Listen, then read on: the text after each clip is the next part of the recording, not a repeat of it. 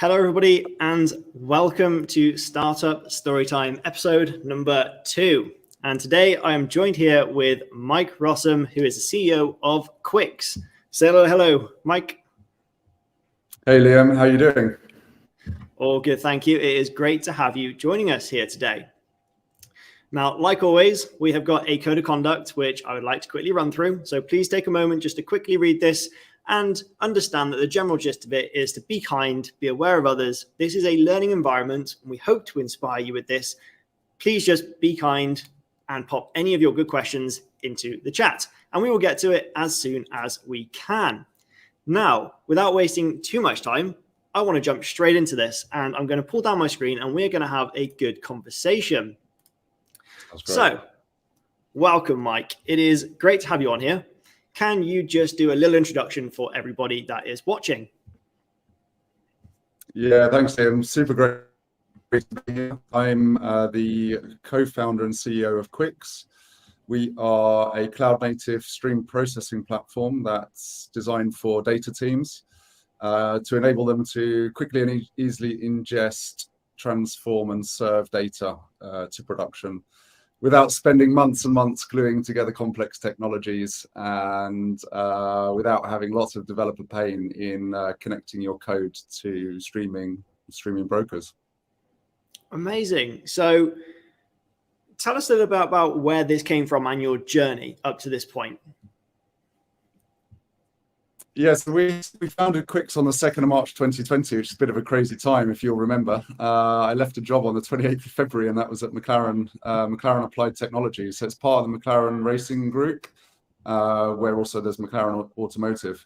And for the 3 years before that, so 2017 to 2019, me and my co-founders were working in an environment. We were around 70 developers in the McLaren Cloud Platform team building applications, a lot of them real time, and it all started from the telemetry acquisition platform, which was being built for the F1 team.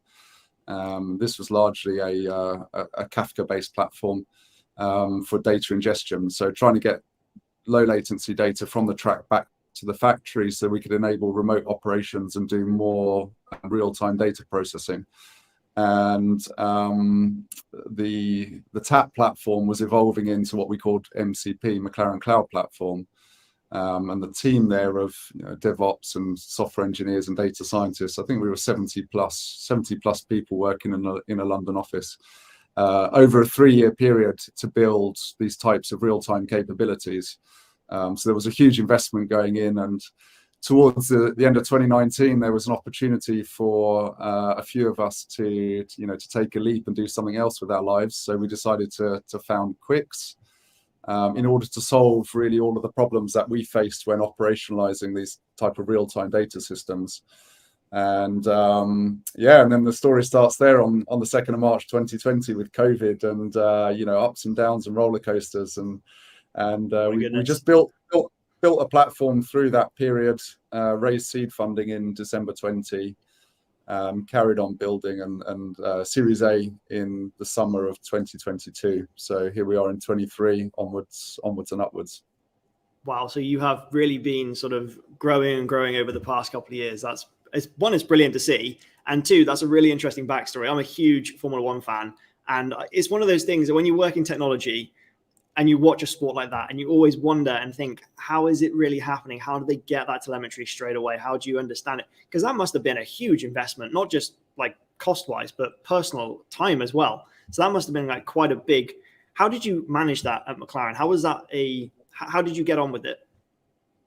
It's an incredible environment where you are bringing innovation every single week to the track, because you have to just to stay even with your competition. You have to bring upgrades every single week, and they're physical upgrades to the car, but also upgrades to your analytic capabilities and your data systems. And you do that 24 times a year, week in, week out. And there's just really huge group of very, very smart people there. It's kind of like the ultimate developer environment where you've got very constrained resources, very constrained time, but very high levels of skill. So there's lots of Apache technologies going on. We were leveraging Apache Kafka and other things. DIYing and self-building, because there's not really an opportunity to go to vendors and buy things, because that's very expensive. So there's always cost constraints, time constraints, but also the need to innovate very quickly. And what you end up coming up with is very innovative solutions. So in our case, we were taking regular Apache Kafka, which is an event-driven paradigm, and bending it towards streaming and ingesting high-rate telemetry data and video and audio feeds. So there's really a lot of bleeding-edge innovation happening in that environment. No, it sounds kind of like a pressure cooker environment to me. That sounds like one of those ones where you just constantly got to be on the ball and constantly pushing the limits as to what you can get to. How did you manage some of these challenges in your personal life? Because that must have taken a toll on you, up to this point, right? So even before we get into what you've been working on with Quix, up to that point, how did you manage that personally? Because I can imagine some of that flowed over into the building of Quix, right? And those kind of management methods. Yeah, I mean, it's a passion play, and it's the same thing for the startup. So when you work in an organization like McLaren Group, you're there for the brand, and you're really working passionately, whether it's in the car company for those vehicles that we see on the roads, or if you're working in the racing team, you're working to try and win championships. So it's really a passion play, and you don't really notice when work is so close to your heart, you don't really mind sacrifices. And I think it's very, very similar when you come up into a startup environment. It's a passion play. We're all here because we love what we do, and that makes life a lot easier when work is hard. Yeah, I can imagine. So we're going to segue nicely into the building of Quix, because you started this at probably one of the hardest times that we've had in many, many years, right? So what was the decision behind that, and how did you manage that going forward? Because if I remember correctly, we didn't really enter a lockdown until March. Was there some kind of skepticism as to whether that was going to happen going forward, and how did you manage that when that did happen? Ultimately, this is an online service, right? Exactly. Take yourself back there. It wasn't a thing. We all had 3 months notice period. So we had basically effectively resigned at the end of 2019. And we had plans to incorporate the company on the 2nd of March, which we did. But if you take yourself back there, on the 2nd of March, COVID was still a thing which wasn't really happening. It wasn't coming. I remember that first week of March, we were very excited about our business. We were working to close some angel investment. And by the second week, it was very apparent that COVID was coming very quickly. And I've got an Excel spreadsheet where I was plotting the growth in COVID in Italy, for example. And that's where the news was starting to ring that things were really disastrous. And I was then plotting, with a 2-week time offset, the British numbers. And it was very clear that we were heading on exactly the same path. So I think by the second week of March, for me, I knew where we were headed. At the end of that second week, we decided we were going to pack our office up and go home and work from home. And then in the third week of March, they actually declared the lockdown. And that's when things really got difficult, because we were in an investment process with angels and some of whom didn't invest in the end because they had other portfolio companies that needed a lot of attention and a lot of support. And they just said, we haven't got the bandwidth to do this right now. So we went from a place of being quite certain about what we were going to do to being, full of uncertainty. Actually, our business could have collapsed and failed in month one through no fault of our own. But then the benefit was we had nothing better to do 7 days a week, 24 hours a day than sit down and write code and build a platform. So Thomas, Peter and Patrick, who are my 3 co-founders, they got cracking building, and I got cracking trying to raise money and talk to people. And another benefit of COVID is people became very open. Suddenly people had time on their hands. I think the world realized there was a lot of stresses going on, and so had conversations and found some investors. We closed our seed round in April, I think, and ended up with an MVP platform and 4 early adopters in July of 2020, just a few months after we started the business, which wasn't in our initial plan. We thought it was going to take longer than that, and we didn't think we were going to have the traction. But COVID, was really a double-edged sword. It was, I think, a blessing in disguise in a way. And it also has formed the culture of our company. We're now a remote first business distributed all across Europe. And Amazing. Again, completely informed by that early experience. That is absolutely magnificent. I think you kind of touched on it. You alluded to it being a double-edged sword. In some ways, I feel COVID or the pandemic in a way was a catalyst to a lot of service or SaaS companies, a lot of providers as well, because it gave you the time to just hone in and sit down at a desk, write that code, focus on certain documents which you'd otherwise be out spending time in the park or going out shopping or something it wasn't available to do. So you think, what's the next best thing? Let's focus on building this. So I think it's brilliant that you managed to pull through, especially so quickly getting some early adopters. When you had those early adopters, what was your biggest challenges that you faced? Because that was quite early on. So you go from February all the way to only 2-3 months, right? And then you have 4 adopters. What was the challenges you faced with them? Because ultimately they'd probably be expecting a product, like a fully fledged product. And at this point you have an MVP, right? How did you convince them that was going to be, the next greatest thing they need? It was very, very raw. I mean, it was maybe not even an MVP. It was kind of like there was a Kafka broker and a Kubernetes environment and a data store and a very basic visualization tool, and it's like you could just about cobble some stuff together.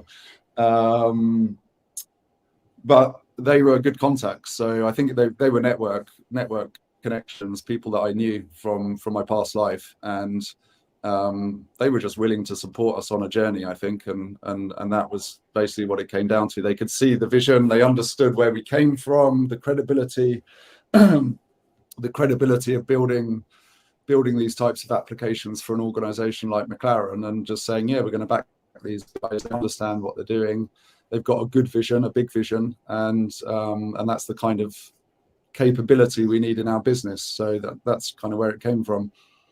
Nice. So it very much is just entrusting in the people as opposed to the product and what it is, and just believing that you can deliver. I think that's pretty cool. And that just goes a long way to say exactly who you are and how you run the company, right? So from an early stage all the way through here, to come through one of the hardest times, to still come out the other end and still be thriving as you are. So I want to kind of move on to a little bit of Microsoft and Founders Hub and why we're actually here having this chat today. Can you just tell everybody kind of how you found Founders Hub, how is it helping you, and what do you really use it for? Why Founders Hub? There's lots of incubators and lots of accelerator programs. Yeah, we chose to build on Microsoft from day one. We were building on a lot of Microsoft at McLaren. We used other cloud providers as well, but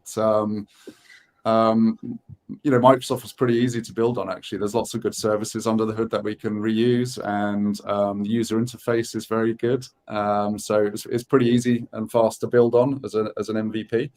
And then there was all the support around how to architect and build from Founders Hub, and how to develop our business as well as our technology.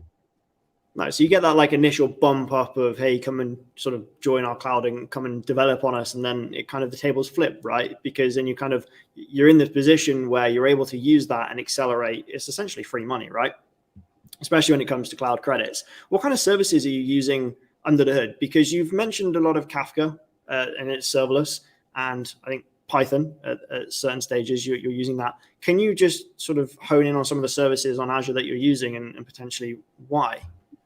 Yeah, I mean, primarily a lot of VMs. So Quix is, full stack. Like, there's basically a control plane on top where we're running about 30 microservices to orchestrate the data plane, which is infrastructure. So we're running a lot of microservices, both for our own purposes, but obviously all of our customers' deployments are essentially, microservices or containers running on VMs. We've installed our own Kubernetes and we've installed our own Kafka into those VMs. And then we do use some other services as required when there's just no reason for us to build those things. Nice. No, fantastic. But it's always great to see you sort of using and building on our products. Now, you've kind of mentioned about a control plane. You've mentioned, what it looks like. Should we just jump in and see exactly what it is that you're talking about? Because I think now would be a good time to see exactly what Quix is and how you operate it.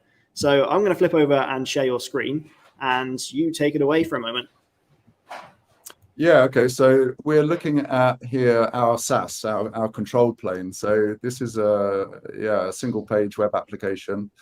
And the little tiles you see are workspaces. So under the hood of Quix, there is open source infrastructure technologies, Kafka, Kubernetes, Mongo, Influx, binary storage as well. And each workspace is basically a separation, a sandbox separation of those infrastructural components to let you build one application. It also lets you have an application in maybe dev, staging, and prod type environments. So here's a range of things that you can typically build, ML pipelines, telemetry data pipelines, event detection pipelines. And here, just to show you something a bit more exotic, is a video processing pipeline. It's an ML pipeline, so we are doing quite a lot of work. And if I just turn on this camera feed, so what we've got here, each square is a container or multiple containers running in Kubernetes, and each arrow is a Kafka topic. And essentially, you're building a pub-sub architecture to build a real-time application, leveraging Kafka and Kubernetes. So these are the two most scalable, resilient software technologies you can build on. Each of them pretty complicated, and together very complicated. But we've abstracted away all of the complexity to let you build an application. And so here is a container which is just getting a feed from the TfL open APIs, the camera feeds around London. We are passing that to a decoding stage in Kubernetes built in Python. And then we're passing that to a machine learning model. So I think this is a YOLO v3 model running in here. And then you can build like downstream things. So I think what we're doing over here is distributing some object detection into a dashboard. But under the hood, basically what you've got, like if I drill into, for example, this node in Kubernetes, you've got all of your build logs. You've got your application logs. You can look at the messages for your data into the topic and data out of the topic. And you can even drill right into your Git project where you've got your code running. So it's just a pure Python function. And this is pretty novel. We in McLaren, we really wanted to enable data science personas to be able to analyze and process data in stream. And a lot of the frameworks out in the world don't make that too easy. So we built a new library for processing data in Kafka using Python. And so you can see this is just pure Python code. There's no domain specific language, which means you can import any kind of Python libraries. Here we're importing OpenCV, and that lets us decode the video feeds from TfL. And then if we just pop back up to the data lineage and go and take a look at our machine learning model, what we're doing is just letting you, or basically giving you a container in which you can deploy let's just wait for this to load up, giving you a container where you can deploy your machine learning model. And again, make it very, very easy for you to wire this image processing model up to a stream. And then around that, we provide these tools. So there's lots of developer tools around data persistence. If I come here to topics, you can just turn on persistence with a click of a button. And if you do that, then you end up with data storage in a catalog. You can see here that there's no persisted stream. Haven't got any of them turned on, but basically we're giving you these one-click capabilities just to turn on a whole storage system, which then gives you the ability to take the data that you're streaming into Python, into Jupyter notebooks, where you can develop your logic, copy and paste your code from Jupyter into a container and run it against a stream without changing anything, which is really important because a data scientist doesn't really want to concern themselves with all these software hookups that is required to test an ML model against a production stream. And they just want to really leverage their existing skills. That's Python, batch-based, like data processing, data analytics, statistics, mathematics. They can do all of that, yet copy and paste their code to a production pipeline very, very quickly. And you can extend these pipelines as well. So if I wanted just to add, maybe I want to save my, what have I got here? So maybe I want to save my computer vision, my event detection to a Snowflake instance for some reason. I could just add a destination here, and I can just choose this connector. And if I just go Snowflake, then I'm going to be able to sync this to, let's do setup and deploy, simple configuration. And I can sync any stage in my pipeline to external data store systems. So you can build a very, very governable, high performance, low latency pipeline very, very quickly. And that is exactly what people want. I absolutely love this. This is absolutely fantastic. So I actually have a couple of questions. You somewhat mentioned, well, you just showed us that Snowflake, right? So you are in multi-cloud, so cloud agnostic, right? So you can deploy to many places. I think that's really important at the moment because you see a lot of proprietary technologies coming through, which are very specific, and to show the kind of lenience to different clouds is important for users, right? So I have workloads. So I personally have multi-cloud deployments where I'm deploying to AWS, GCP, and Azure. So all three of them. And this is a really, really good way to do it. Let's have a little look at this workflow. So these are the this workflow is going from obviously from left to right. What happens? I'm going to play devil's advocate here. What happens if an error occurs in stage 2? Does that then create downstream problems in containers? Because presumably you're going to be reading in from other containers, right? Is it always expecting the messages to come through? And do you have that kind of observability in this platform here, or is that another add-on that you'll need? Yeah, we do. I mean, of course, yes. A schema error is going to cause a downstream problem. I mean, you can also build multiple consumers and multiple producers, so you could get around things like that. Under the hood, what's happening is actually that data in Kafka is being replicated across multiple nodes. And you can choose to also replicate your, let's take this one, for example. This node has got 16 Kubernetes replicas. So what you can do is actually build a distributed system. And that means that if you have a failure in one node, the rest of the data will be diverted to other nodes automatically under the hood. And you don't have to worry about it. These containers will also self-heal and rebuild and pop themselves back into production. Again, without you worrying about it. So as long as your business logic is sound, then the infrastructure is going to take care of itself in Quix because we've designed it to be highly resilient, a highly resilient environment. But of course, I mean, I think that testing is a really big part of the developer workflow.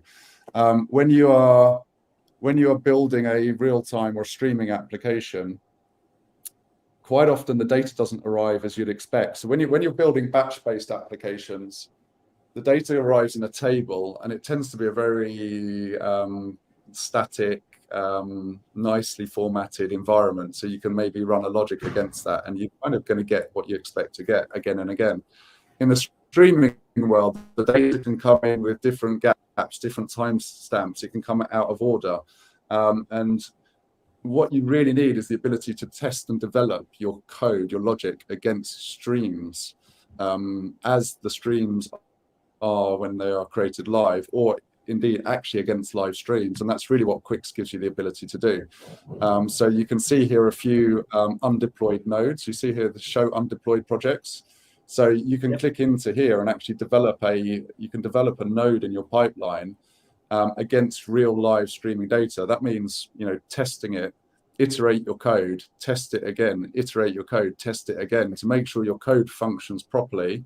And then when you deploy it to production, you can be pretty sound because it's running on Kafka and Kubernetes with the distributed technologies that they provide you.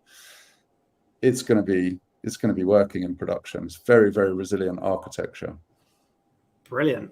Absolutely love it. Thank you for that. One other question that I have is the library. So you just briefly showed some plugins. Did you create those libraries at Quix, or is that something which is pulled from somewhere else? How do you get that integration? Where's that from? And do you mean these library samples here? Yep, those ones.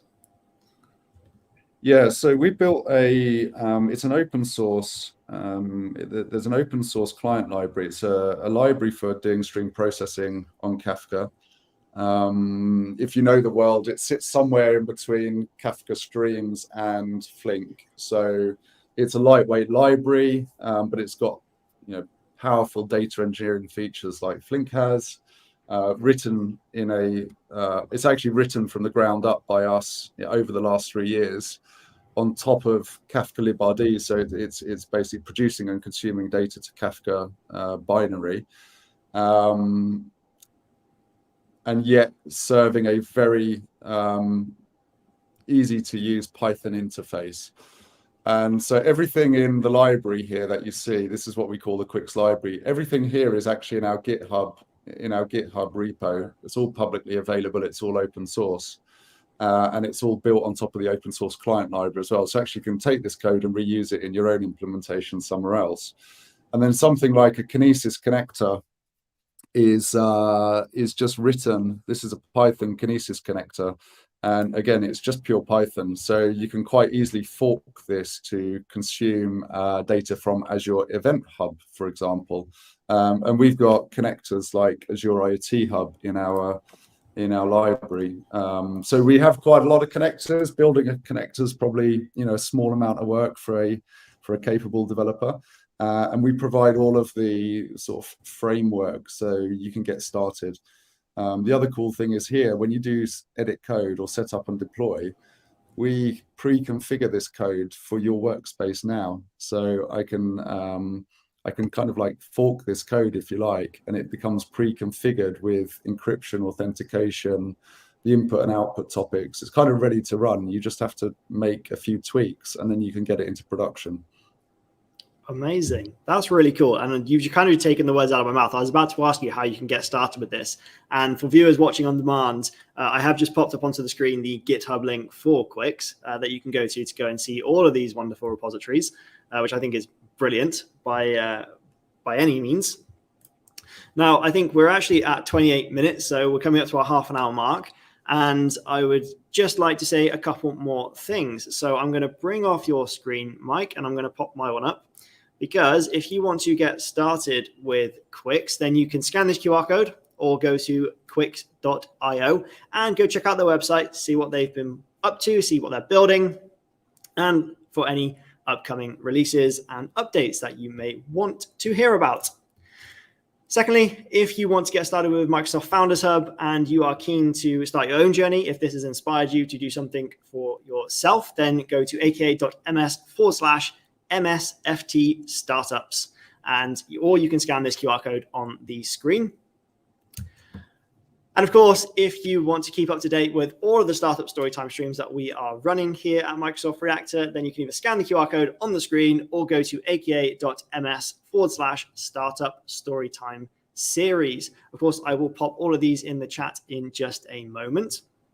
But with that, I would like to tell you that up next, in 2 weeks' time, we have got another Startup Storytime, episode number 3, and that is going to be on the 3rd of May at 12 p.m. BST. So convert that to your local time. And of course, check out the website, stay up to date, and keep it going. Just want to say a massive thank you. So a huge thank you to Mike for sharing your journey, sharing what Quix have been up to, and we look forward to seeing what it is that you get up to next.